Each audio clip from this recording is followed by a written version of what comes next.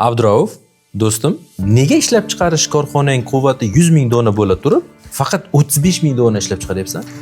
Qo'ysangchi, yaramga tushsayapman. Bu narsa men uchun ushalmagan orzu bo'lib qolgan. Menimcha, bundan keyin ham shunaqa bo'lib qolsa kerak.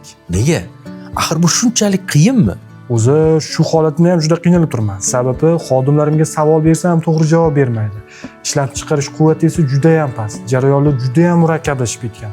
Hatto hisobotlarni ham o'z vaqtida ola olmayman. Shunda ishlab chiqarish jarayonlaringni kuzata olmayapsanmi? Ha-da. Senga maslahatim, jarayonlaringni avtomatlashtir. Shunda hamma jumboqlar yechiladi va bemalol to'liq quvvatda ishlab chiqarish imkoniga ega bo'lasan. Qo'ysangchi do'stim, bu ham bir bosh og'riq. Hozir men shuni deb turib dasturlash o'rganishim kerakmi endi? Do'stim, seni qara-ya, juda orqada qolib ketibsan. Hozir Epoint nomli kompaniya ochilgan. Birinchi tizimlashtirar ekan, keyin avtomatlashtirib berishar ekan. Kamiga 1 yil bepul texnik qo'llab-quvvatlashar ekan. Shu haqida eshitmadingmi? Yo'q, eshitganim yo'q. Hoziroq plus belgisini izohlarda qoldir, sen bilan o'zlari bog'lanishadi. Yaxshi aytding, hoziroq bog'lanaman.